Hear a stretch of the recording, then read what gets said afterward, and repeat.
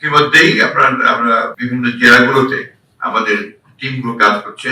সেই টিমগুলোতে আমরা প্রায় 1 কোটি টাকার মতো টাকা আমরা ক্যাশ টাকা আমরা দিয়েছি, তারা সেখান থেকে সেখানে ত্রাণ সামগ্রী ক্রয় করে সেগুলো বিতরণ করছে। এবং এই বন্যার কারণে আমরা জানি যে আগামী 1 সেপ্টেম্বর আমাদের প্রতিষ্ঠা বার্ষিক। এই প্রতিষ্ঠা বার্ষিকীতে আমরা জানি যে আমি আমাদের সঙ্গে বসেছিলাম, বলেছিলাম যে 6 দিন ব্যাপী একটা আপনার বড় কর্মসূচি নেওয়া হয়েছিল।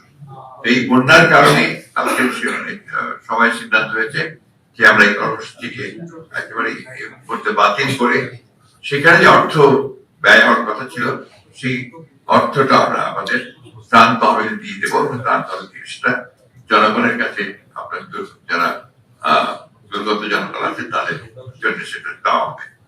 এবং আমরা এখন যেটা থাকবে কর্মসূচি হচ্ছে যে আমাদের দলীয় পতাকা উত্তোলন করা হবে প্রত্যেকটি আমাদের যে শাখাগুলো আছে সেগুলোতে সারা দেশে।